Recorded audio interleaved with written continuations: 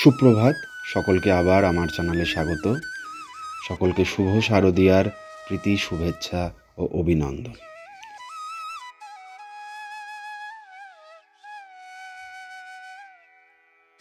আজ দুর্গা নবরাত্রি মণ্ডপে মণ্ডপে মায়ের আগমন। চতুর্থী তিথিতে দেবী কুষ্মাণ্ডার পুজো করা হয়। দেবী মহাবিশ্বের সৃষ্টিকর্তা হিসাবে পূজিতা। তিনি 8 হাতে ভক্তদের আশীর্বাদ প্রদান করেন। তিনি মহাজাগতিক অসীম অন্ধকার থেকে আলো ও জীবনের উদ্ভব ঘটান বলে বিশ্বাস।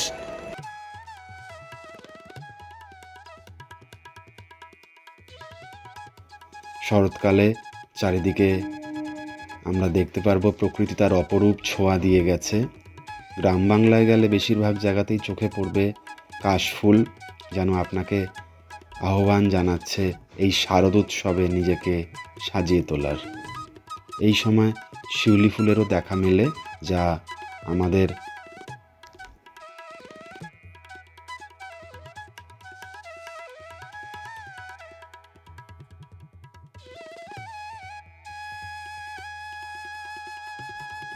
তবে সাম্প্রতিককালে প্রচণ্ড বৃষ্টিপাতের ফলে কিছু কিছু স্থানে বন্যা সৃষ্টি হয়েছে এবং জলমগ্ন কুমারটুলি আমাদের মনকে আজ খুবই ভারাক্রান্ত করেছে।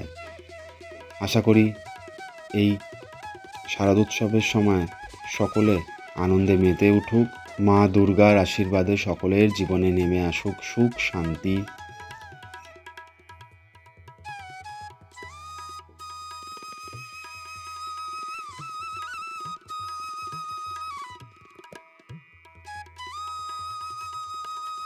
বেশিরভাগ সময় এই দুর্গোৎসব অক্টোবর মাসের মধ্যবর্তী এবং শেষের দিকেই পড়ে।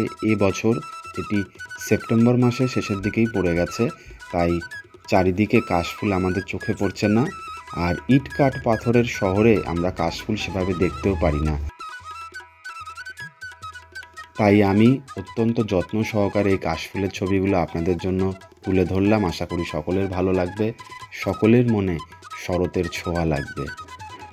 আসুন আমরা আমাদের শারদোৎসবকে আরও সুন্দর করে তুলি, একে অপরের পাশে দাঁড়াই এবং উৎসবের দিনগুলোতে মন খুলে মানুষের সাথে মিশি, কোনো ভেদাভেদ রাখি না।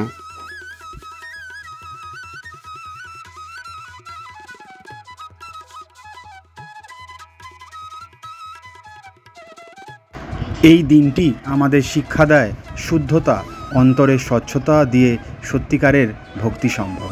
নিষ্ঠা, প্রতিটি ছোট ছোট প্রস্তুতি ভক্তিরই প্রকাশ। ঐক্য, সমবেত প্রচেষ্টায় পূজার আনন্দ পূর্ণতা পায়। মা দুর্গার আশীর্বাদে আমাদের জীবন হোক শান্তি, শক্তি ও সমৃদ্ধিতে ভরপুর।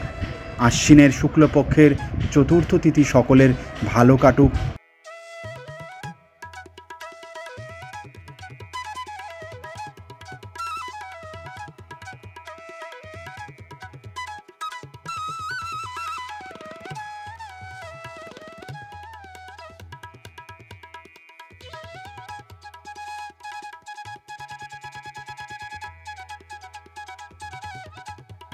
দেবী দুর্গার আগমনে আনন্দে ভরে উঠুক প্রতিটি হৃদয়।